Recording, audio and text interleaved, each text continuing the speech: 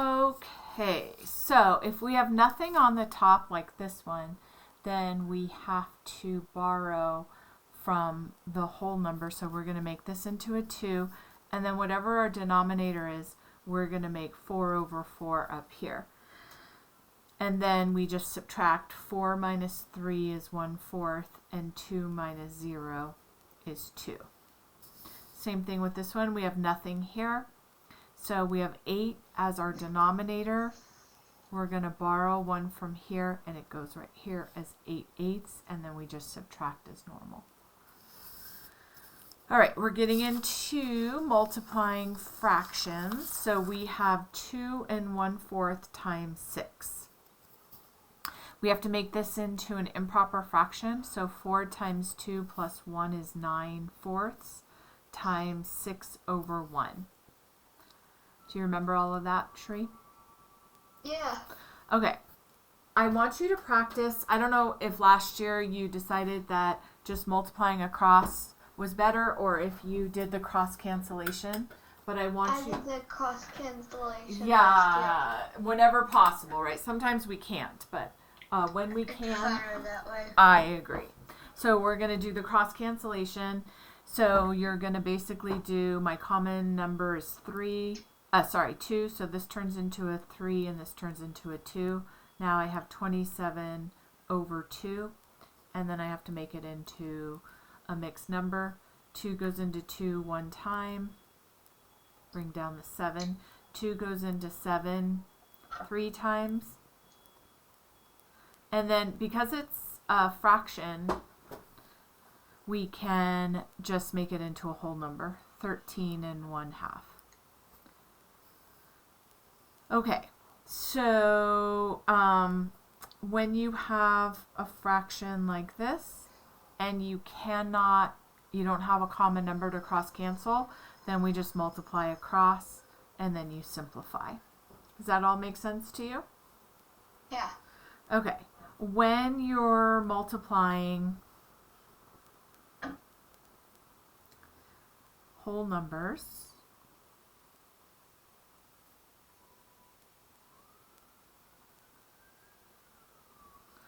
two negatives make a positive, two positives make a positive, and then a positive and a negative, or a negative and a positive equal a negative. So right here we have a negative and a positive. My answer is going to be negative. This is a positive and a positive, or my answer is going to be positive.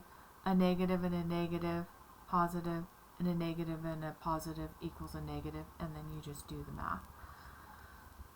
Does that all make sense to you? Mm-hmm. Okay. If it is in absolute value, then this would be negative 24, but it's an absolute value, so it would be 24. Make sense? Yeah. All right. When you are dividing,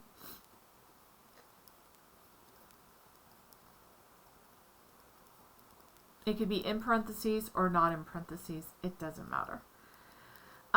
15 divided by 3, negative 15 divided by negative 3, negative 15 divided by 3, and 15 divided by negative 3. We're going to figure out what the sign is. So this is a positive and a positive equal a positive, a negative and a negative equal a positive and a negative equal a negative, and a positive and a negative equal a negative. 15 divided by 3 is 5, so the answer to all of these is 5. Make sense? Yeah. All right, we're going to be dividing fractions. So we have 12 divided by 1/7, 3 1/2 divided by 1/8, and 4 1/3 divided by 2 1/3. So for this one, you're basically just making it 12 over 1. So we're going to rewrite the first fraction, change the division to a multiplication, and flip the second fraction, and then you just do the multiplication. Does that make sense to you? Uh-huh. Beautiful. This one you're going to make into an improper fraction. 3 times 2 is 6, plus 1 is 7 halves, divided by 1/8. You're going to rewrite the first fraction, change the division to a multiplication, flip the second fraction, and then do your cross cancellation or your multiplication. Okay. For this one, we're going to change both to an improper fraction, so we have 13/3 divided by 7/3. Rewrite the first fraction, change the division to a multiplication, flip the second fraction. The reason why we're not making, and then you multiply across or cross multiply. The reason why we're not making a chart like we did with the table of contents is everything we have done so far, you already have a page for. So that's the only reason why we're not adding to your toolkit. When we get into new concepts, we'll make pages. But right now, we're still doing everything we did last year. Okay. All right. Any questions about that? Nope. All right. Our last thing that I didn't give you homework for, but I'm going to teach it to you this week, is how to turn, and you've already learned it, how to turn a fraction into a decimal. So if you have 1/4, so you make the denominator here and the numerator here, and then you divide. So our denominator is 4, and our numerator is 1. And obviously 4 goes into 1 0 times, right? Because 4 is a bigger number. Yeah. So you add a 0, 4 goes into 10, 2 times, it's 8. Then you keep adding zeros until you get a 0 remainder. There are some times when we have a repeating decimal. So if you had 2/3, you'd have your denominator here, your numerator here, and then you would say it goes in 6 times, and then it goes in 6 times, Oh yeah. and then it goes in 6 times. So we usually just do 6, 6, and then we put a line over what repeats. Now, sometimes we have something like 5/8. We put the denominator here and we put the numerator here. It obviously goes in 0 times, so we put our decimal. Goes in 6 times. It goes in 2 times. And you have to keep going until you either get a repeating decimal or it clears itself out.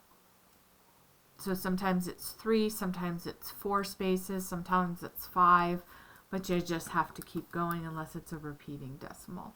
So I would like you to try these problems. Now? Yeah. Or Right now. Okay. And then I would like you to turn 7/8 into a decimal, and then I'll turn off the video. Okay.